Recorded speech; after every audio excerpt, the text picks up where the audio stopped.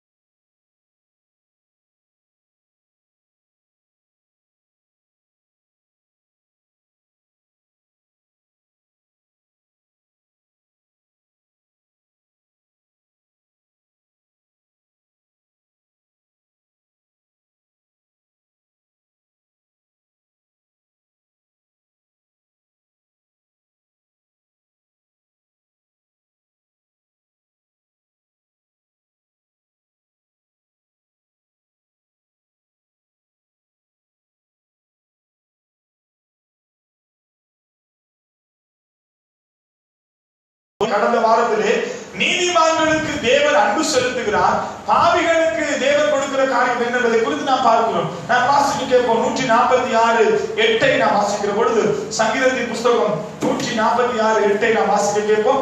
எடுத்தவர்கள் தயவு செய்து கொஞ்சம் வாசித்து உதவி செய்யும்படியாக நன்பாய் கேட்கிறேன். 146:8.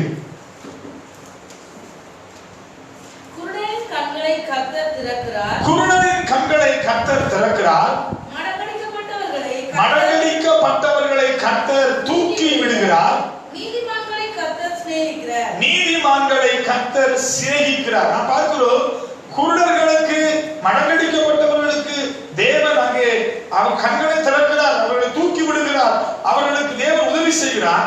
ஆனால் நீதிமானுக்கோ கர்த்தர் அங்கே தன்னுடைய அன்பை அவர் தன்னை சிநேகிக்கிறார் என்று சொல்லி இங்கே வேதம் நமக்கு சொல்லுகிறது.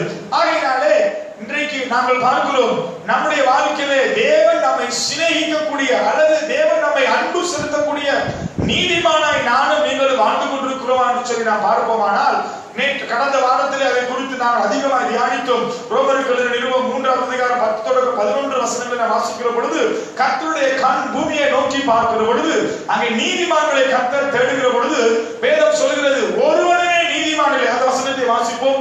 ரோமருக்கு எழுதின நிருபம் 3:10-14 நாம் வாசித்து பின்பதாக இரண்டாவது பாதிக்குள்ளே நாம் கடந்து செல்ல போகிறோம்.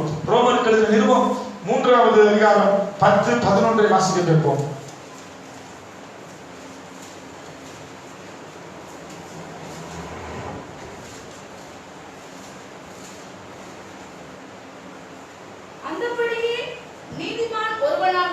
அந்தபடியே நீதிமான் ஒருவனாகிலும் இல்லை, உணர்வுள்ளவன் இல்லை, தேவனை தேடுகிறவனும் இல்லை, எல்லோரும் வழிதப்பி ஏகமாய் கெட்டுப் போனார்கள். நன்மை செய்கிறவன் இல்லை, ஒருவனாகிலும் இல்லை. அவர்கள் தொண்டை திறக்கப்பட்ட பிரேத குழி. அந்த பகுதியை தொடர்ந்து வாசிக்கிற பொழுது 14, 15, 16வது வார்த்தை வரைக்கும் வாசிக்கிற பொழுது ஆண்டவர் தன்னுடைய இருதயத்தில் இருக்கிறதான வழியை வெளிப்படுத்துவது நாம் பார்க்கிறோம். சொல்லுகிறார், அங்கே பார்க்கிறோம், நீதிமான் ஒருவனாகிலும் இல்லை, உணர்வுள்ளவனும் இல்லை, தேவனை தேடுகிறவனும் இல்லை, எல்லோருமே வழி தப்பி ஏகமாய் கெட்டு போனார்கள். இருக்கிறார்கள், நன்மை செய்கிறவர் ஒருவனும் இல்லை. பார்க்கிறோம், தேவனுடைய பார்வையில நீதிமான் ஆனாக தேவன் தேடுகிற பொழுது ஆண்டவர் சொல்கிறார், ஒருவனுமே நீதிமான் இல்லை, எல்லாரும் ஏகமாய் கெட்டு போனார்கள் என்று சொல்லி அந்த பகுதி சொல்லுகிறது. இப்படி இருக்கிற பொழுது கர்த்தருடைய வேதம் நமக்கு சொல்லுகிறது. அதே ரோமர் 8:33 நாம் வாசிக்க கேட்போம். நீதிமான் ஒருவரும் இல்லை என்று சொன்ன அதே தேவனுடைய வார்த்தை சொல்கிறது. 8:33 ரோமர்கள் நிறுவம். தேவன் தெரிந்து கொண்டவர்கள் மேல் குற்றம் சாட்டுகிறவன் யார்? தேவனே அவர்களை நீதிமான்களாக்குவார். தேவனே அவர்களை நீதிமான்களாக்குகிறவர். அந்த பகுதி சொல்கிறது. முதல் பகுதியிலே பார்க்கிறோம், நீதிமான்களே இல்லை, எல்லாரும் கெட்டு போய் ஏகமாய் கெட்டு போனார்கள், தேவனை தேடுகிறவர்கள் இல்லை, உணர்வுள்ளவர்கள் இல்லை என்று வாசிக்க கேட்டோம். ஆனாலும் கூட தேவன் இதே அதிகாரத்திலே அங்கே பவுல் அப்போஸ்தலன் எப்படியா எழுதுகிறார், தேவன் தெரிந்து கொள்ளப்பட்டவர்கள் மேல் குற்றம் சாட்டுகிறவன் யார்? தேவனே அவர்களை நீதிமான்களாய் மாற்றி இருக்கிறார். ஆமென். நானும் நீங்களும் தேவனுடைய பார்வையில நீதிமான்களாய் தெரிந்து கொள்ளப்பட்டிருந்தால், அல்லது தேவன் நம்மை நீதிமான்களாய் ஏற்படுத்தி இருந்தால், அந்த வசனம் சொல்கிறது, அப்படிப்பட்ட நீதிமானாய் தேவனே அவர்களை தெரிந்து கொண்டிருக்கிற பொழுது அவனை குற்றம் சாட்டுகிறவன் யார் என்று சொல்லி அந்த பகுதி காணப்படுகிறது. நமக்கு தெரியும், நம்மை குற்றம் சாட்டுகிறவன் யார். நம்மை எப்பொழுதுமே தேவனோடு நாம் தேவனிடத்திலே போய் நம்மை குற்றம் சாட்டுகிற ஒருவன் இருக்கிறான். அவர் தான் சத்துருவாகிய பிசாசானவன். எப்பொழுதும் அவன் தேவ சமூகத்தில் அவர் என்று நமக்கு தெரியும். யோபுவை குறித்து அவன் குற்றம் சாட்டுகிறான். வேதத்திலே வாசிக்கிறோம், யோபுவின் புத்தகத்தை வாசிக்கிற பொழுது ஆண்டவர் யோபு தேவ பிரசன்னத்திலே அவங்க பிசாசு வந்து நின்று என்ன சொல்கிறான், எல்லாரும் சுற்றி திருந்து வந்திருக்கிறேன் என்று சொல்லி அங்கே யோபுவை குறித்து குற்றம் சாட்டுகிற பொழுது ஆண்டவர் அங்கே யோபுவுக்காக ஆண்டவர் பரிந்து பேசுகிறதையும் யோபு பிசாசு யோபுவை வந்து குற்றம் சாட்டுகிற பகுதியை நாம் அந்த பகுதியிலே நாம் காணலாம். ஆகையினாலே இந்த பிசாசானவன் எப்பொழுதுமே நம்மை குற்றம் சாட்டுகிறவனாய் காணப்படுவான். ஆகையினாலே தேவன் சொல்லுகிறார், நானும் நீங்களும் அவருடைய பார்வையிலே தேவன் நம்மை நீதிமான்களாய் தெரிந்தெடுத்திருக்கிறபடினாலே, அவருடைய பார்வையிலே தேவனே நம்மை நீதிமான் என்று நமக்கு பெயர் சூட்டி நம்மை முன்குறித்திருக்கிறபடினாலே நமக்கு விரோதமாய் குற்றம் சாட்டுகிறவர் யார் என்று பார்க்கிறோம். கடந்த வாரத்திலே செய்தியிலே நாம் பார்த்தோம், பழைய ஏற்பாட்டிலே பார்க்கிறோம் அங்கு நியாயப்பிரமாணம் இருந்தது, புதிய ஏற்பாட்டிலே நாம் கிருபைக்குள்ளே காணப்படுகிறோம். பழைய ஏற்பாட்டிலே பார்க்கிறோம் மோசேயுடைய நியாயப்பிரமாணம் நம்மை நீதிமான்களாக அது என்ன செய்யல, நம்மை காண்பிக்கவில்லை. பழைய ஏற்பாட்டிலே நீதிமானாய் ஒரு மனுஷனை காணக்கூடாதபடிக்கு அது நியாயப்பிரமாணத்தின் காலமாய் காணப்பட்டது.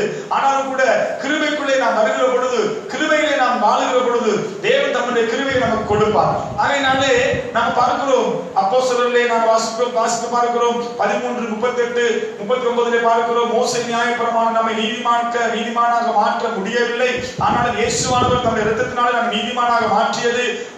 அதை குறித்து நாம் கடந்த வாரத்தில் நாம் தியானித்தோம். ஆகையினாலே அங்கே பார்க்கிறோம், ஒருவேளை நீதிமானாய் மாற்றப்பட்டிருக்கிறவன் தேவனுக்கு முன்பதாக நாம் வந்து நிற்கிற பொழுது நாம் ஒருவேளை விழுந்தாலும் வேதம் நமக்கு சொல்கிறது, நீதிமான் 7 தடவை விழுந்தாலும் அவன் எழுந்திருப்பான். ஆகையினாலே இந்த நீதிமானுக்குரிய காரியத்தை குறித்து வேதத்திலே நாம் பல காரியத்தை நாம் தியானித்து வந்தோம் கடந்த செய்தியிலே.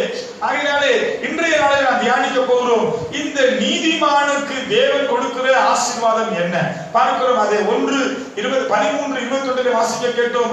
நாங்கள் நீதிமொழிகள் 13:21 அதிலே நாம் பார்க்கிற பொழுது அந்த வார்த்தைகள் மிகவும் சொல்லுகிறது, மிகவும் தெளிவாக நமக்கு சொல்லுகிறது. பாருங்க, 13:21 சொல்லுகிறது, பாவிகளை தீவினை தொடரும், நீதிமான்களுக்கும் நன்மை பலனாய் வரும். பாருங்க, நீதிமானாய் நாம் வாழுகிற பொழுது நமக்கு என்ன பலன் கிடைக்குதா? நன்மை பலனாய் கிடைக்கிறார். நாங்க பார்க்க போறோம் என்ன நன்மை தேவன் நமக்கு கொடுக்கிறார். இப்ப நாம் பார்க்க போற இந்த நன்மைகள் நம்மிடத்திலே காணப்படாவிட்டால் நம்மிடத்திலே நாம் கேள்வி கேட்க வேண்டும், நான் நீதிமானா, தேவனுக்கு முன்பதாக உத்தமனா இருக்கிறான், தேவனுடைய கிருபைக்குள்ளே நான் வாழ்ந்து கொண்டிருக்கிறான்னு சொல்லி நம்மையே நாம் கேள்வி கேட்டு நம்ம நிதானிக்க கூடும். ஆகையினாலே நாம் பார்க்கிறோம், முதலாவது நீதிமொழிகளுக்கு எழுதின நிருபம் புத்தகம் 28:1 நாம் வாசிப்போம். நீதிமொழிகள் 28:1 நாம் கடந்த வாரத்திலே 2 பகுதிகளை 2 காரியத்தை நாம் தியானித்தோம். நீதிமொழிகள் 28:1 நாம் வாசிப்போம். ஒருவனும் தொடராதிருந்தும் துர்மார்க்கர் ஓடி போகிறார்கள், நீதிமான்களோ சிங்கத்தை போல தைரியமா இருக்கிறார்கள். பாருங்க, நீதிமான்கள் வந்து சிங்கத்தை போல தைரியமா இருப்பாங்களாம்.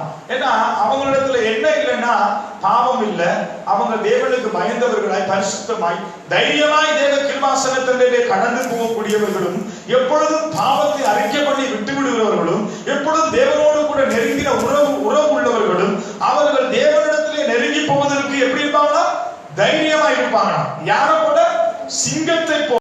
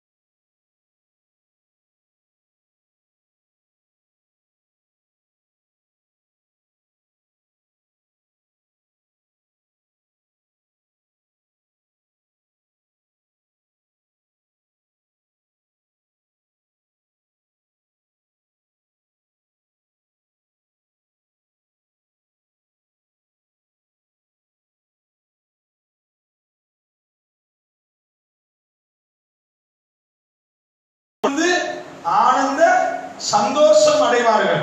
இதெல்லாம் யாருக்குரியது? நீதிமானுக்குரிய கேரக்டர். நம்ம வாழ்க்கையில துதி இல்லையா, தைரியம் இல்லையா, அல்லது நம்ம வாழ்க்கையில தேவனை பாடி அவர் ஆராதிக்கிற குணாதிசயம் நமக்குள்ள காணப்படலையா, அல்லது நம்முடைய வாழ்க்கையில மகிழ்ச்சி இல்லையா, களி கூறுதல் இல்லையா? வேதம் சொல்லுகிறது நீதிமான்களுக்கு என்ன இருக்குமா? திரும்ப வசனம் 63 68 நீதிமான்களோ தேவனுக்கு முன்பாக மகிழ்ந்து களி கூர்ந்து ஆனந்த சந்தோஷம் அடைவார்கள். நம்முடைய வாழ்க்கையில கிறிஸ்துவுக்குள்ள வாழுகிறோம் என்று சொல்லுற நானும் நீங்களும் நம்முடைய வாழ்க்கையில மகிழ்ச்சி, ஆனந்தம், களி கூறுதல் காணப்படுமா என்றால் நாம் தேவனுடைய பார்வையில் எப்படிப்பட்டவர்களாக இருக்கிறோம்?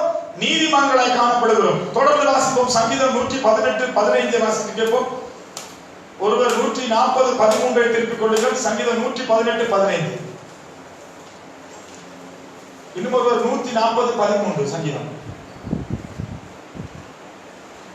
நீதிமான்களுடைய கூடாரங்களில் ரட்சிப்பின் கம்பீர சத்தம் உண்டு. ஆமென். என்னவா? நீதிமான்களுடைய கூடாரத்துல என்ன இருக்குமா? முதல் பார்த்தோம் மகிழ்ச்சி இருக்கும், தைரியம் இருக்கும், துதி இருக்கும். அவங்க எப்பவுமே தேவனோடு கூட மகிழ்ந்து களி கூறுவாங்க. ஆனா அடுத்தது பார்க்கிறோம் 18 15 என்ன சொல்லுது? நீதிமான்களுடைய கூடாரத்துல என்ன இருக்குமா? ரட்சிப்பின் கம்பீர சத்தம் கேட்கும். கர்த்தரின் வலதுகரம் பராக்கிரமம் செய்யும். கர்த்தரின் வலதுகரம் பராக்கிரமம் செய்யும். பாருங்க, நீதிமானுடைய கூடாரத்துல கம்பீரமான ரட்சிப்பின் சத்தம் இருக்குமா? அங்க என்ன இருக்காது? ஐயோ அரிசி இல்லையே, ஐயோ என் வாழ்க்கையில வியாதியே, என் வாழ்க்கையில வேலை இல்லையே, வருமானம் இல்லையே, வியாதி, பிரச்சனை, கண்ணீர், துக்கம் என்கிற சத்தம் இருக்கா? என்ன சத்தம் இருக்குமா? கம்பீரமான ரட்சிப்பின் சத்தம். கர்த்தர் என்னோடு கூட இருக்கிறார், அவர் என்ன ஆசீர்வதித்து இருக்கிறார், அவர் என்ன வாழாக்காமல் தலையாக்கி இருக்கிறார், கீழாக்காமல் மேலாக்கி இருக்கிறார், கர்த்தரோடு நான் கூட இருக்கிறேன் என்று சொல்லுகிற அந்த ரட்சிப்பின் சத்தம், கம்பீர சத்தம் அங்கே காணப்படும் என்று சொல்லி வேதம் சொல்லுகிறது. வாசிக்க 140 13 சங்கீதம். சங்கீதம் 140 13.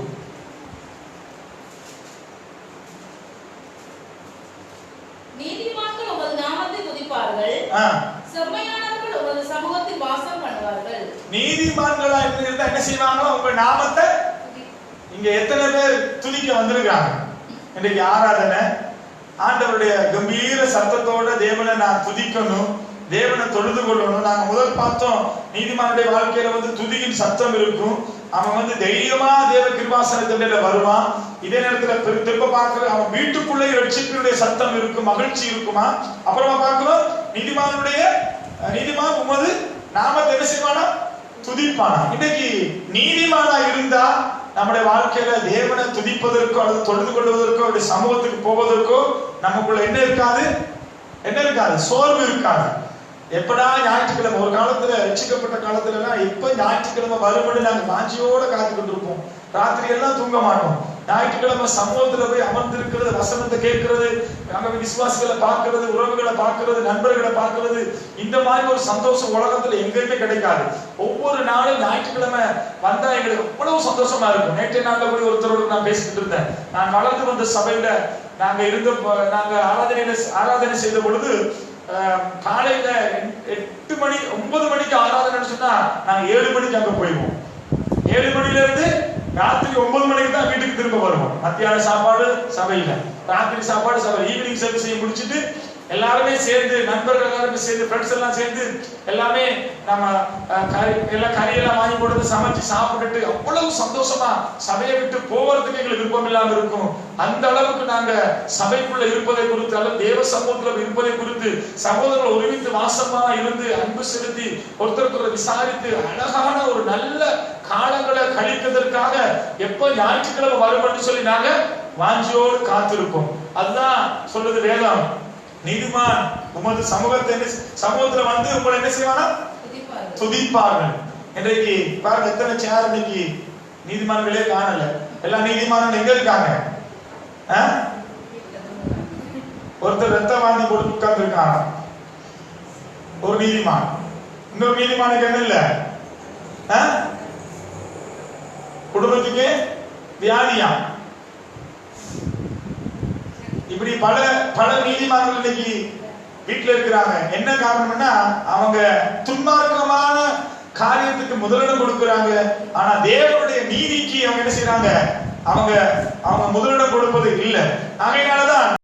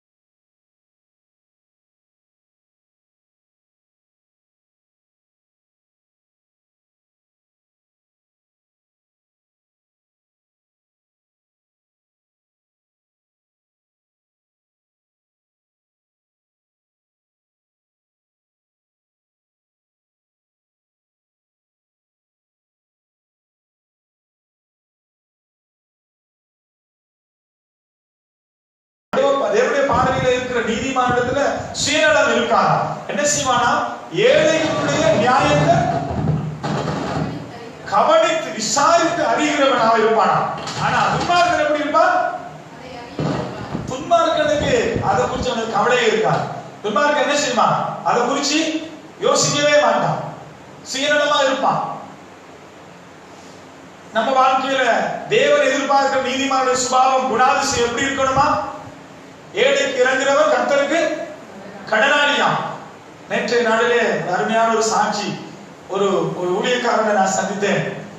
மிகவும் ஒரு கஷ்டமான ஒரு பகுதியில ஊழியம் செய்து கொண்டிருக்கிறார். மிகவும் ஒரு வேதனையான காரியம். அவருடைய காரியத்தை நான் கேட்கிற பொழுது என் உள்ளம் அப்படியே உடைக்கப்பட்டது. உண்மையிலே எனக்கு உதவி செய்வதற்கு ஒரு மனுஷன் இல்லை. நானும் இன்றைக்கு ஒரு சுயாதீனமான ஊழியத்தில் இருக்கு. நமக்கு ஒரு தலைமைத்துவமோ அல்லது நமக்கு உதவி செய்வதற்கோ மாதம் சம்பளம் கொடுப்பதற்கு யாருமே இல்லை. சபை நம்மை போஷிக்கிறது. கர்த்தருடைய கிருபையினால விசுவாசத்தினாலே நான் என்னுடைய ஊழியத்தை நடத்தி கொண்டு வருகிறேன்.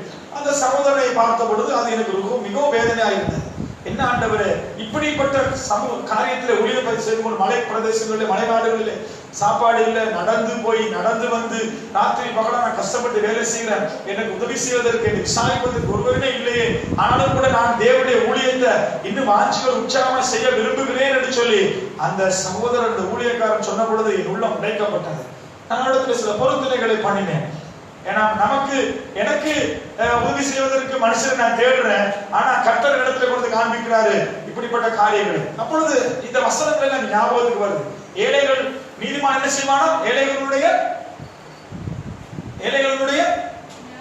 நியாயத்தை கவனித்து அறிகிறான். இந்த மாதிரியான காரியங்களை பார்க்கிற பொழுது உடனே நம்ம பொருத்தனை பண்ணணும். நமக்கு வருதோ வரலையோ, இருக்குதோ இல்லையோ, நம்ம என்ன செய்யணும்? கொடுக்கறதுக்கு நம்ம விரும்பணும். நம்ம கொடுக்க நம்ம உற்சாகப்படணும். கர்த்தர் நம்ம இருதயத்தை பார்க்கிறார். நம்மள்ட்ட இல்லையா, நான் அதை தருகிறேன்னு சொல்லி நம்ம பொருத்தனை பண்ணுகிற பொழுது ஆண்டவர் வழிகளை திறப்பான். வியாபாரங்களை கர்த்தர் ஆசீர்வதிப்பார். வருமானங்களை தேவன் நமக்கு தருவார். எனக்கு ஒண்ணுமே இல்லை. நேற்றைய நாளில இந்த சகோதரனுக்கு நான் ஒரு சின்ன ஆஃபரிங்க கொடுத்து அனுப்பும் பொழுது ரொம்ப சந்தோஷமா வாங்கிட்டு அவர் போய் அங்க எனக்கு எஸ்எம்எஸ் போடுறார் வாட்ஸ்அப்ல, பாஸ்டர் உங்களுக்கு நான் எப்படி நன்றி செலுத்துறது தெரியல, இப்படி கர்த்தர் உள்ளத்துல பேசினார், என் வாழ்க்கையில் அவ்வளவு தேவையோடு நான் வாழ்ந்துட்டு இருக்கிறேன், கர்த்தர் நல்லவர் என்று சொல்லி அந்த சகோதரன், ஒரு வாலிப சகோதரன், மிகவும் வாஞ்சியோடு கூட ஊழியத்தை செய்து கொண்டிருக்கிற சகோதரனை கர்த்தர் நம்மிடத்தில் கொண்டு வந்து வருகிற பொழுது நான் அதை குறித்து கவலையற்றவனாக இருந்தான். நான் தேவனுடைய பார்வையில யாரு? கீழ் வசனத்தை வாசிங்க. அதே வசனத்தில் இரண்டாவது சரி பி வாசிங்க. துன்மார்க்கனோ அதை அறிய விரும்பான். இப்படி கேட்டு இப்படி விட்டுருவான். சில வேளை கேட்டாலும்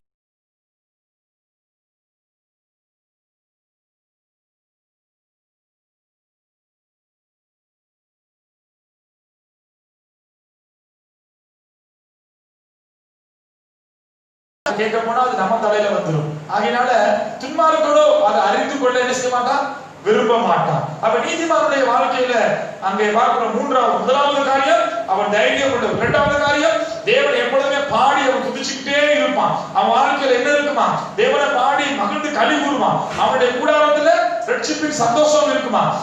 அவன் தேவனுடைய நாமத்தை தொழுது கொள்வானா. மூன்றாவது அவன் ஏழைகளின் நியாயத்தை அறிய விரும்புகிற மனுஷனா இருப்பான். நான்காவது வாசிப்போம். சங்கீதம் 37வது அதிகாரம் 17வது வசனம். சங்கீதம் 37:17. நீதிமானுடைய நான்காவது குணாதிசயம் 37:17.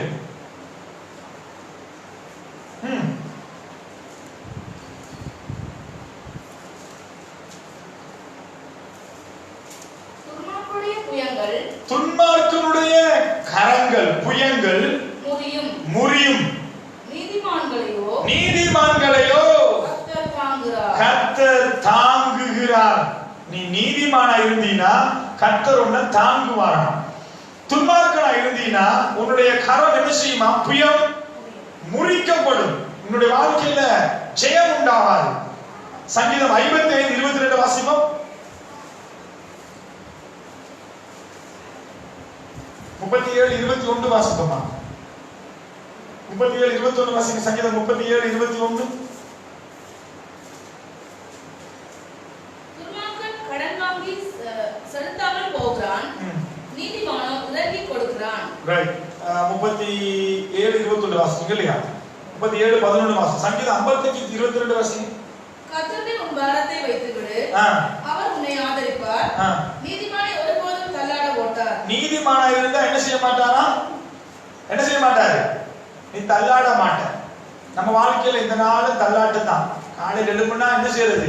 மண்டையை பிச்சுக்கிட்டு போறது, வீட்டுக்காரி வைஃப்ட சொல்லிட்டு போறது, நான் போயிட்டு வருவானோ தெரியாது.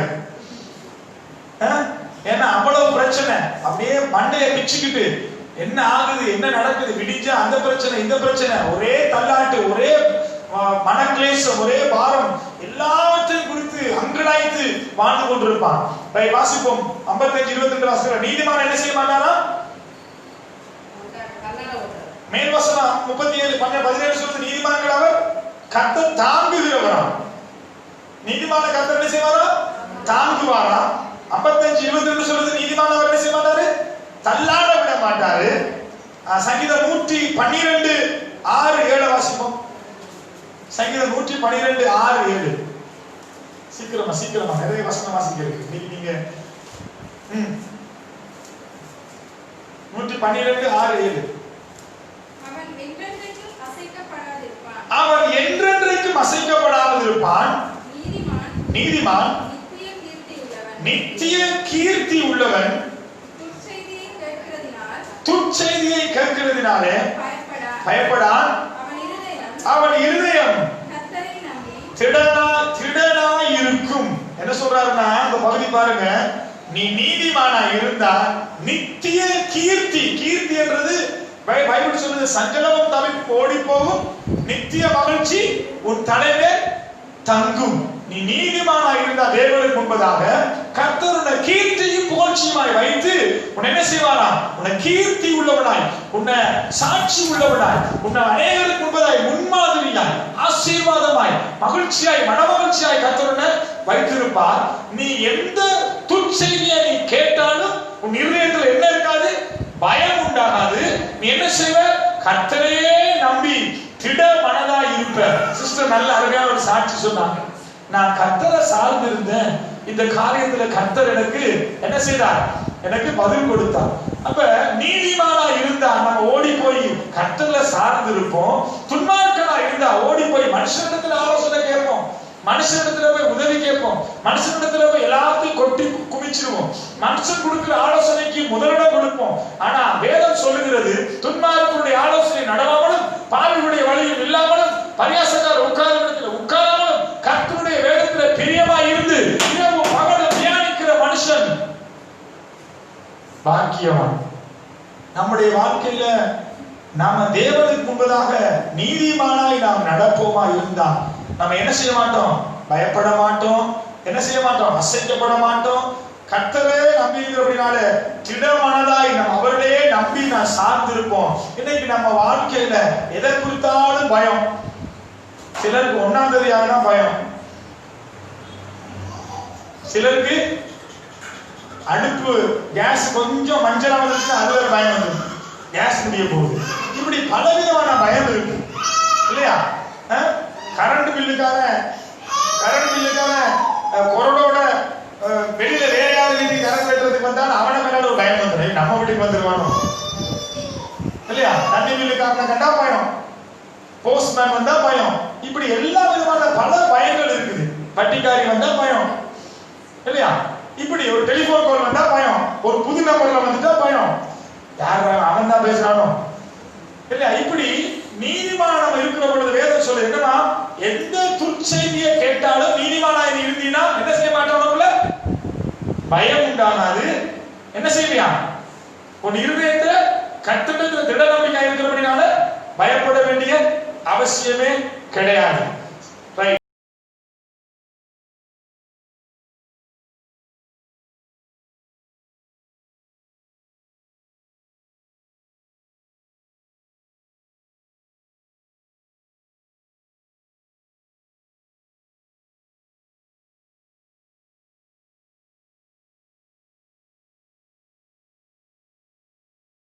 அன்றைக்கு நானும் போய் அன்றைக்கு சாமான்கள் வாங்கி வச்சுட்டு தான் இருந்தேன்.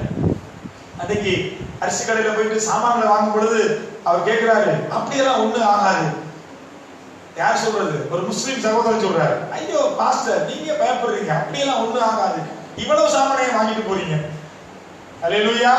பாருங்க, நமக்கு எப்படி பயம் வருதுன்னா, எதையாவது யாராவது சொல்லிட்டோம்னா நம்ம பயம் வந்துருது இல்லையா? சொல்லிக்கிட்டு இருந்தாங்க, எலெக்ஷன் முடியட்டுமே சுயரூபம் தெரியும், கொரோனா தலைவீழ்ச்சி ஆளும், 2ஆம் கட்டம், 3ஆம் சுற்று, 4வது அலை, 3வது அலை, பலவிதமான காரியத்தை பேஸ்புக்ல, நியூஸ்ல, டிவில எவரை கேட்டாலும் சொல்லுவாங்க.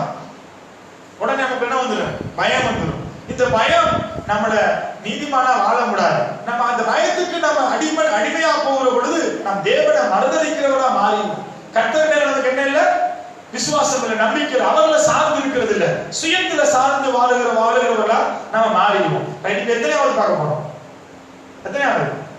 1 தைரியமா இருப்பான், 2 பாடி மகிழ்ந்து தேவனை துதிப்பான், 3 ஏழைகளின் நியாயத்தை விசாரிக்கிறவன், 4 திட நம்பிக்கையா இருப்பான், கர்த்தர் அவனை தாங்குவார், அவனை தள்ளாட விடாது, 5 சங்கீதம் 92:12 வாசிப்போம். சங்கீதம் 92:12. நம்மளே நாம் சோதித்து பார்ப்போம், நாங்கள் நீதிமான்களா? 92:12 வாசிப்போம். நீதிமான் பனையை போல செழித்து லீபனோனில் உள்ள லீபனோனில் உள்ள கேதுரு மரத்தை போல வளருவான். முடிச்சுதா? நம்ம எப்படி வளர்ந்திருக்கோம்? நம்ம எப்படி வளர்ந்திருக்கோம் சொல்லுவாங்க, ஆள் தான் வளர்ந்திருக்க, மூளையே வளரல இல்லையா? நம்ம பாருங்க, நீதிமான் பனைய போல செழித்திருப்பான். பனைமரத்தை நம்ம கொஞ்சம் பார்த்து இருந்தா எத்தனை சூறாவளி காத்தடிச்சாலும் பனைமரம் சாஞ்சி விழுந்த கேள்விப்பட்டிருக்கீங்களா? எங்கேயாவது பனைமரம் வேரோட அப்படி விழுந்த மாதிரி பார்த்துருக்கீங்களா? அந்த பெரிய ஆழமரம் அப்படியே பிறண்டு வந்துடும், விழுந்துடும். ஆனா பனைமரம் என்ன செய்யும்? எத்தனை காத்தடிச்சாலும் இப்படி ஆடும், அதை பிரட்டி போடவே முடியாது. அது நல்லா உயர்ந்து செழித்து இருப்பான். உயர்ந்து இருப்பானா அதுல போய் மேல போய் ஆஞ்சி அதுல இருக்கிற அந்த நொங்கு அது சொல்லுவாங்க, உள்ள அப்படியே வெட்டி உள்ள அப்படியே இருக்கும், ஸ்வீட்டா இருக்கும். அது இந்தியாவில தான் சூப்பரா செஞ்சு கொடுப்பாங்க. இந்தியாவில் அழகா கட் பண்ணி அதை எடுத்து ஸ்பூன்ல போட்டு அதுக்கு வேற வேற பெப்பர் எல்லாம் போட்டு அதை நீட்டா பண்ணி கொடுப்பாங்க. அவ்வளவு ருசியா இருக்கும். Right, okay. அது அவ்வளவு உயரமா வளர்ந்துருக்கும். எத்தனை காத்து புயல் காற்று வந்தாலும் அது சரிஞ்சு விழுகாது. அது ஒரு நல்ல சுவையை கொடுக்கும். நீதிமானுடைய வாழ்க்கை அப்படித்தான் இருக்கும். 1000 காத்தடிக்கட்டும் சொல்றது, மணல் மேல் கட்டப்பட்ட வீடு என்ன செய்யுமா? பெருங்காற்று பெருவெள்ளம் மோதினா என்ன செய்யும்?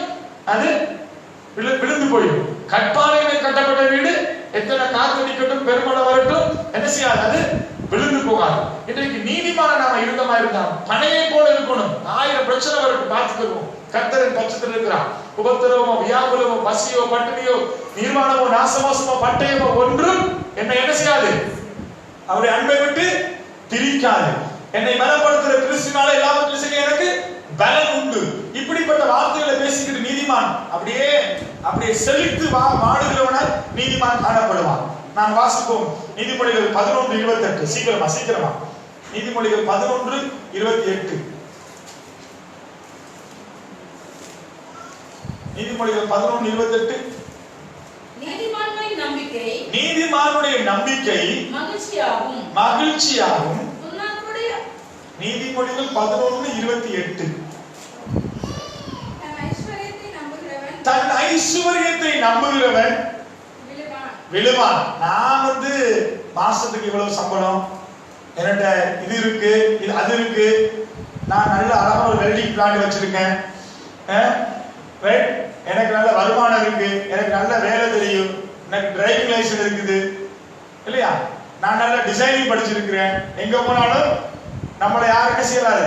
அசைக்க முடியாது, நான் எப்படியுமே தில்லா இருப்பேன். இன்னைக்கு நிறைய பேர் அவங்களுடைய படிப்பு, அவங்களுடைய வருமானம், அவங்களுடைய காரியங்களை குறிச்சு என்ன செஞ்சுக்கிட்டு இருக்காங்களா?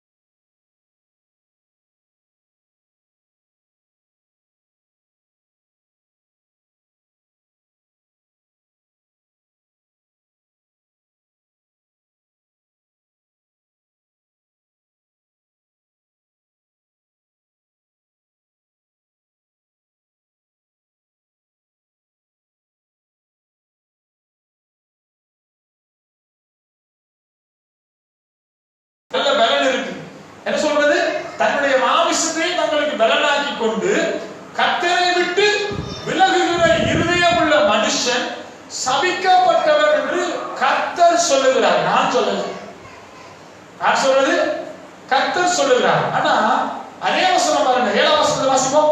7. கர்த்தர் மேல் நம்பிக்கை வைத்து மனுஷன் மேல நம்பிக்கை வைக்கிறவன் என்ன செய்வானா? என்ன செய்வானா? சபிக்கப்பட்டவனா? கர்த்தர் மேல் நம்பிக்கை வைத்து கர்த்தரை தன் நம்பிக்கையாய் கொண்டிருக்கிற மனுஷன் பாக்கியவான். பாருங்க, இன்னைக்கு கர்த்தர் மேல நம்பிக்கை இல்ல. வியாதி வந்தா ஆண்டோட சமூகத்துல போய் உட்கார்ந்து ஜெபம் பண்ணுவோம். தேவை இருக்குதா ஆண்டவர் போய் போராடுவோம். ஆண்டவரை தேடுகிறதுல என்ன இல்ல? உணர்வு இல்ல. சபைக்கு வர்றதுல உணர்வு இல்ல. கடவுளை தேடுகிறதுல உணர்வு இல்ல.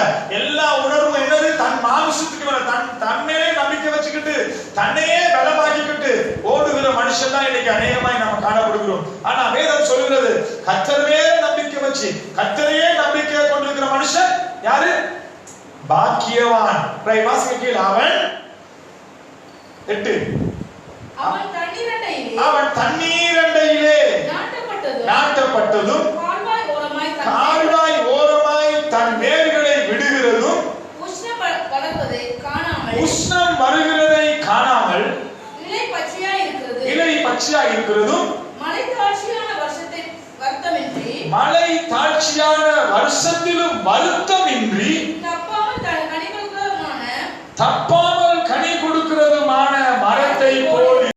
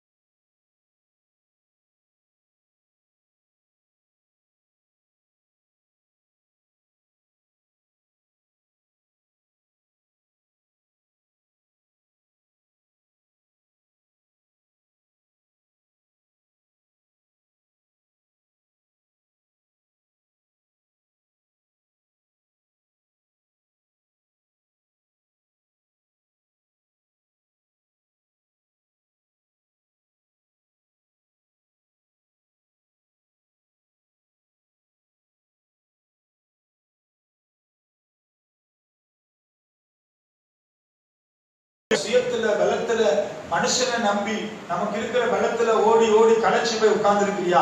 ஆண்டவர் இன்னைக்கு உன்னோடு கூட பேசிக் கொண்டிருக்கிறார். ஆண்டவர் மேல நம்பிக்கை வைத்து அவர் மேல நீ நம்பிக்கையா இருக்கிற பொழுது கர்த்தர் உன் வாழ்க்கைக்கு தடையெல்லாம் உடைப்பார். உன் தேவையெல்லாம் சந்திப்பார். குறைவெல்லாம் நிறைவாய் மாற்றுவார். நினைக்கிறதுக்கு கேட்கிறதுக்கு ஜெபிக்கிறதுக்கு மேல தருவார். உன்னை வாழாக்காமல் தலையாக்குவார், கீழாக்காமல் மேலாக்குவார். நீ கடன் கொடுப்பாய், கடன் வாங்காதிருப்பாய். உன்னை ஆசீர்வதித்து உன் பேரை பெருமைப்படுத்துவேன். நான் உன்னோடு கூட செய்கிற காரியங்கள் பயங்கரமாக இருக்கும் என்று சொல்லி வாக்கு பண்ணின தேவன் உன்னோடு கூட இருந்து செய்கிற காரியத்துக்கு நாம் இடம் கொடுக்கிற பொழுதுதான் நம்முடைய வாழ்க்கையில செழிப்பு உண்டாகும், மகிழ்ச்சி உண்டாகும், மன மகிழ்ச்சி உண்டாகும். ரைட், அடுத்து எத்தனையாவது பார்க்க போறோம்? எத்தனையாவது? 6வது. திருப்பிக் கொள்வோம். சங்கீதம் 37:14. சங்கீதம் 37:14.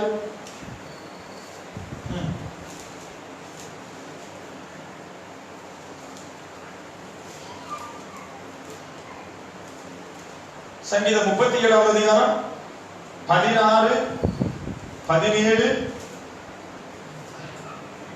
16, 25, 29 வாசிப்போம்.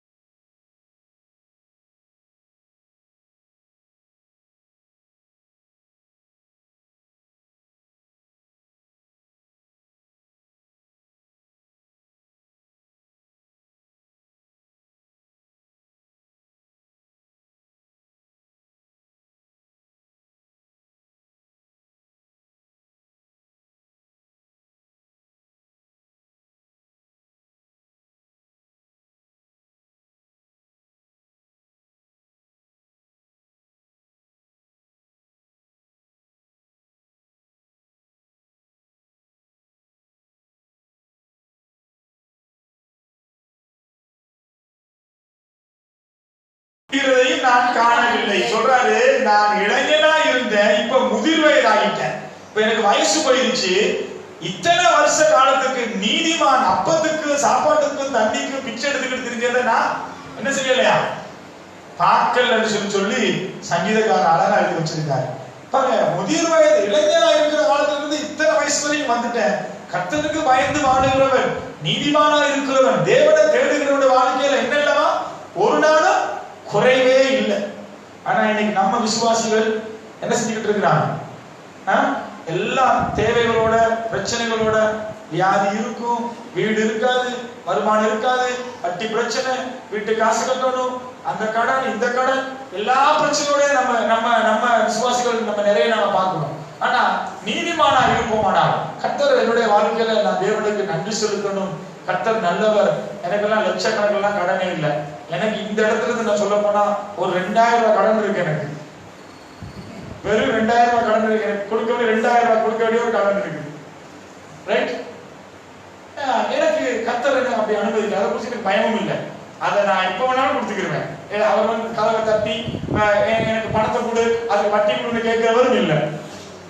சில வேளையில அந்த 2000 ரூபாய் கடன்காரன் மறந்து இருப்பாரு நினைக்கிறேன் கொடுத்தவன் இல்லையா? சோ கர்த்தர் எனக்கு அந்த மாதிரி ஒரு கிருபையை தேவனுக்கு கொடுத்திருக்கிறார். அதனால இங்க வேதம் சொல்கிறது, நீதிமானா இருந்து நம்ம வாழ்க்கையில எந்த குறையுமே இருக்காது. நீ நீதிமானா இருந்தா நீ தேவனை தேடி அவரை தொழுது கொள்கிற பொழுது உன் வாழ்க்கையில கர்த்தர் உனக்கு நன்மையான காரியத்தை உனக்கு தருவார். ரைட்? 29 வாசிங்க.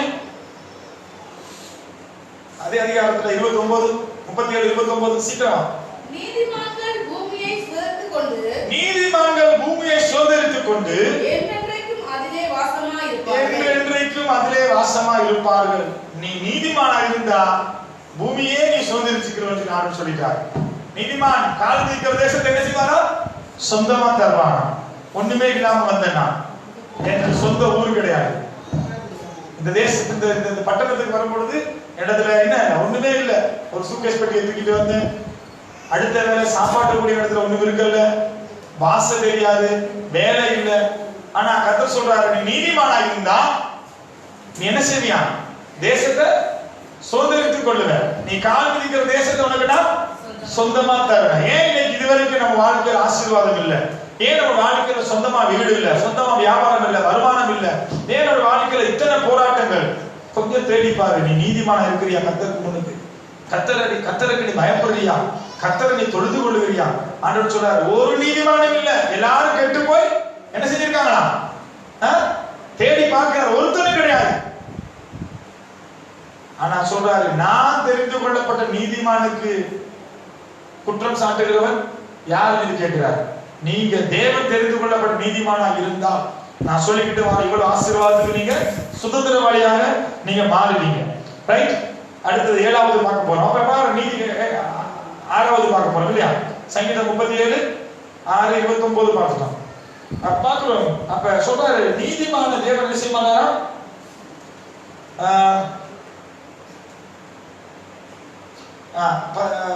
37 17 வாசி. அதே அதிகாரத்துல 17 முறியும் நீதிமான்களையும் கர்த்தர் தாங்குகிறார். ரைட்? கர்த்தர் நம்மள என்ன செய்வார்? நீதிமானா இருந்தா நம்மள அவர் தாங்குவார், ரைட்? கைவிட மாட்டார். ரைட்? அடுத்து 7வது 58 சங்கீதம் 10 11. 58 10 11.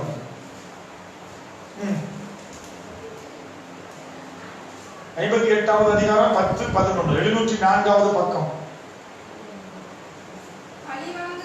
பழி வாங்குதலை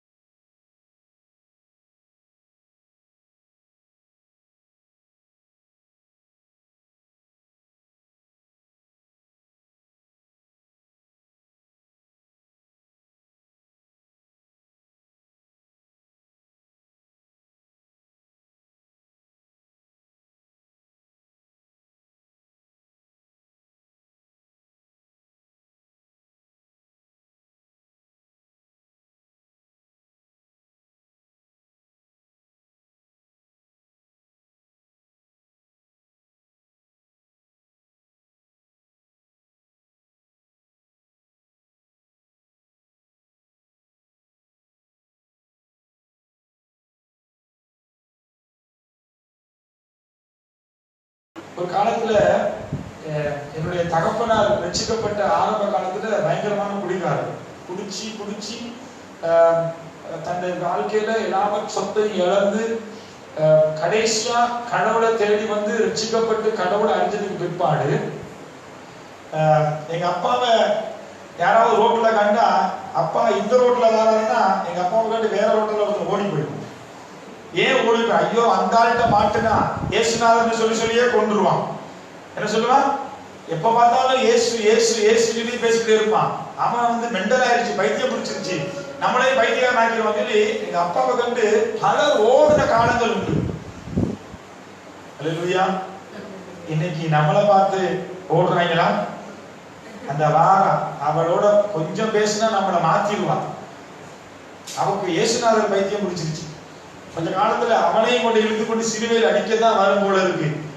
எப்ப பார்த்தாலும் உட்கார்ந்தாலும் இயேசு, எழுதாலும் இயேசு, இயேசு இயேசு இயேசு இயேசு சொல்லி அவரே பேசிக்கிட்டு இருப்பான். அது கொஞ்சம் மெண்டல் மாதிரி இருக்குன்னு சொல்லி எப்பயாவது நம்மளை பார்த்து சொல்லியிருக்காங்களா?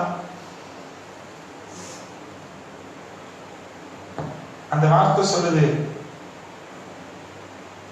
பூமியில நியாயம் செய்கிற தேவன் ஒருவர் உண்டென்று மனுஷன் நம்மளை பார்த்து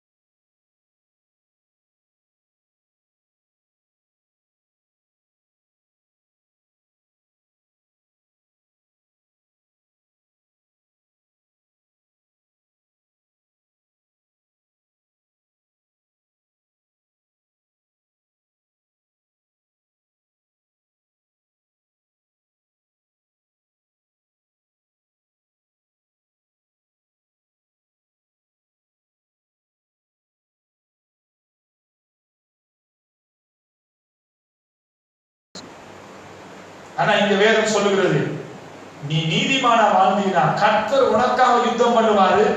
தேவன் உனக்கு கொடுக்கிற ஜெயத்தை நியாயத்தை பார்த்து அவனே சொல்லுவான், ஏய் நீ ஆராதிக்கிற தேவன் எப்படிப்பட்டவர்?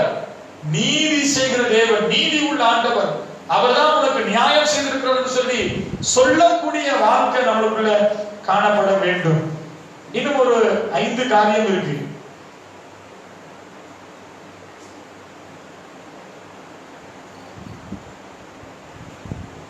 பாப்போமா வேணாம்? ஒரு சிலர் அங்க இருந்துகிட்டு அதற்காக நான் பார்த்துட்டு தான் சொல்றேன். திருப்பி கொள்ளுங்க. ரைட். சங்கீதம் 58 10-11 பார்த்தாச்சு. இப்ப 8வது காரியம் ஏசாயா 32 17 18 வாசிப்போம். ஏசாயா 32 17 18.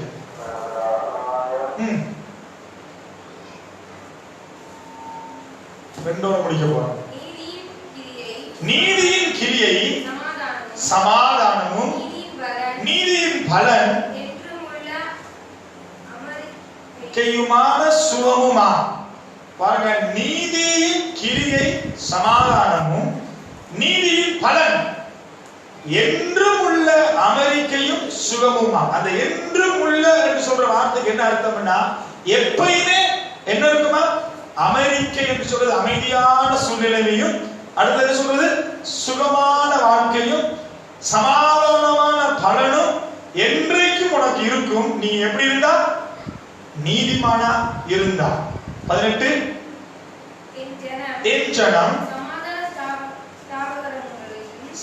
ஜனம் சமாதான தாவரங்களிலும் வாசஸ்தலங்களிலும் அல்லேலூயா. என் ஜனம் எப்படி இருக்குமா? சமாதான தாவரங்களிலும் நிலையான வாசஸ்தலங்களிலும் அமைதியான தங்கும் இடங்களிலும் குடியிருப்பார்கள். நீங்க உங்க குடியிருப்ப கொஞ்சம் திருப்பி பாருங்க. நீங்க வாழுகிற குடியிருப்பு இப்பவே ஒருத்தருடைய இருதயம் சொல்லுது, அடுத்த மாசம் என் வீடு முடிய போகுது, தூக்கிக்கிட்டு ஓடணும் இன்னொரு வீட்டுக்கு. என்னமா சமாதானம் இருக்கா? அடுத்த வீட்டுக்காரரோட சமாதானம் இல்ல, முன் வீட்டுக்காரரோட சமாதானம் இல்ல, கணவனோட சமாதானம் இல்ல, அண்ணன் தம்பியோட சமாதானம் இல்ல, இல்லதானே? வேதம் சொல்லுது, என் ஜனமா இருந்தா, நீ என்னுடைய ஜனமா இருந்தா, வேதம் சொல்லுது, நான் எனக்கென்று உன்னை ஏற்படுத்தின, நீ என் துதியை சொல்லி வருவாய், நீ உன்னை நான் நீதிமானா நியமிச்சிருக்கிறேன், உன்னை யாரு குற்றம் சாட்டுகிறது இந்த பூமியில இருக்கிறது, நானே உன்னை நீதிமானா தேர்ந்தெடுத்திருக்கிறேன். இப்படி நீ இருந்தீங்கன்னா உன் வாழ்க்கையில சமாதானம், தாவரங்களிலே நிலையான வாசஸ்தலம். குட்டி போட்ட பூனை மாதிரி, குட்டி போட்ட நாய் மாதிரி வருஷம் வருஷம் அது மாதிரியும் பேக்கையும் தூக்கிட்டு என்ன செய்யறதில்ல, போட வேண்டிய அவசியமே இல்லை. நிலைவரமான நிரந்தரமான வீட்டுல நான் உன்னை என்ன செய்வேன்? தங்க வைப்பேன். கர்த்தருக்கு ஸ்தோத்திரம். வந்து 20 வருஷம் ஆச்சு. ஒரு 4 வருஷம் நானும் அப்படித்தான் அலைஞ்சு தெரிஞ்சேன். கர்த்தரை நான் தெய்வமா கொண்டு அவருடைய ஜனமா நான் மாறினேன். நிலையான ஒரு இடத்துல அமைதியா இருந்து நீ வாழுன்னு சொல்லி அழகான ஒரு வீட்டை கர்த்தர் கொடுத்திருக்கார். அல்லேலூயா, அல்லேலூயா. நீ வீடு வீடா நீ மாறி விட்டு தூக்கிக்கிட்டு ஓடிக்கிட்டு திரியிறியா? 6 மாசத்துக்கு ஒரு வீடு. சொந்த வீட்டிலே நிம்மதி இல்லை.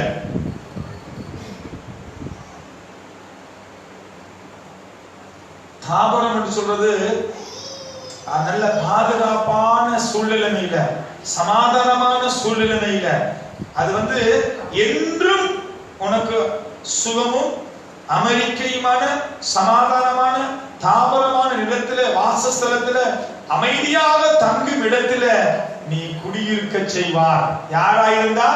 நீ என் ஜனமா இருந்தா, நீதிமானா இருந்தா கர்த்தர் உனக்கு இந்த ஆசீர்வாதம் தருவார். கடைசியா முடிக்க போறேன். நீதிமொழிகள் 3:32 வாசிப்போம். கடைசியா நீதிமானுக்கு கொடுக்கிற ஆசீர்வாதம் என்ன?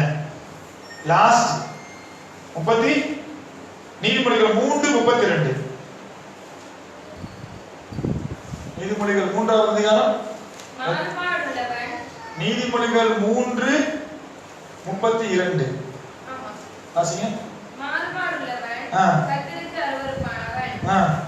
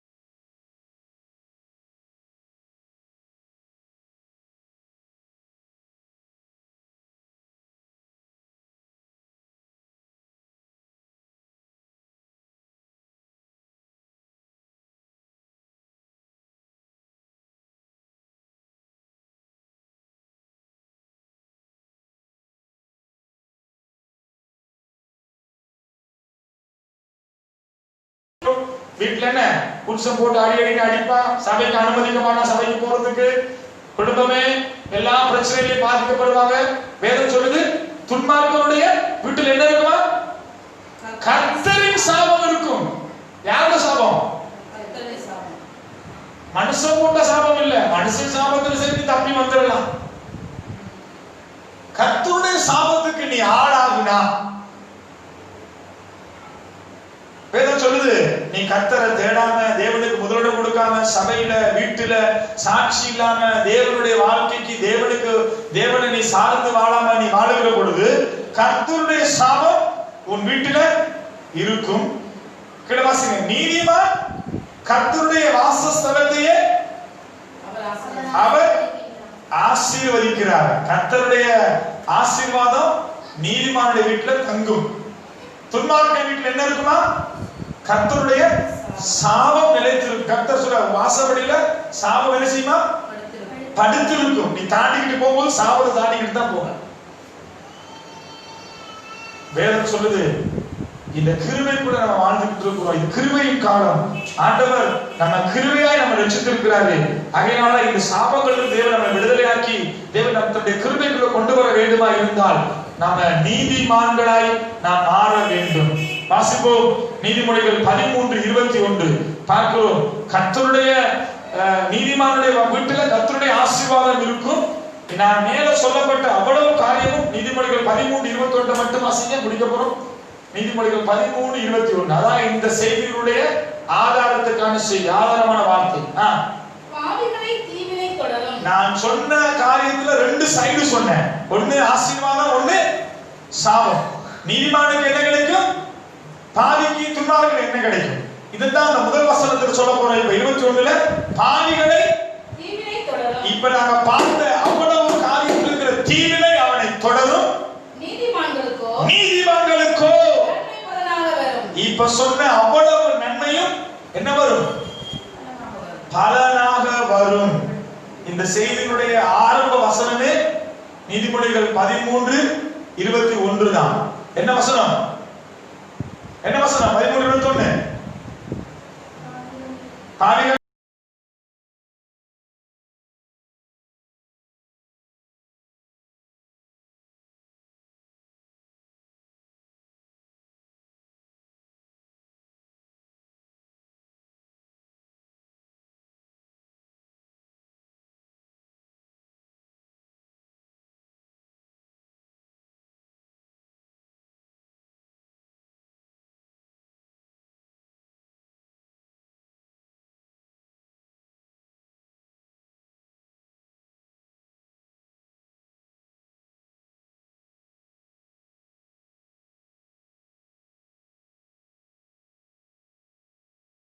நான் ஆசீர்வாதத்தை சோதரித்துக் கொண்டவனாய் தேவனுக்கு முன்பதாய் நான் நீதிமானாய் வாழ்ந்து கொண்டிருக்கிறேன் சொல்லி உங்களை நீங்க சோதித்து பார்ப்பீர்களா இருந்தா உங்கள் இருதயம் உங்களுக்கு சாட்சி கொடுக்கும்.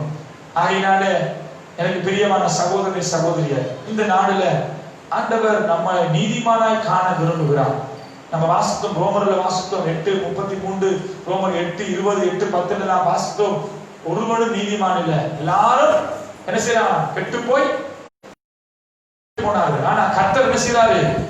நான் உங்களை நீதிமானாய் தேர்ந்தெடுத்திருக்கிறேன், உங்களை குற்றம் சாட்டுகிறவன் யாருன்னு சொல்லி கேட்கிறாரு. அதனால கர்த்தர் உங்களை நீதிமானாய் தேர்ந்தெடுத்திருந்தாருன்னா அவர் நமக்கு கொடுக்கப்பட்ட இந்த ஆசீர்வாதத்துக்கும் நானும் நீங்களும் சுதந்திரவாளியா இருப்போம்.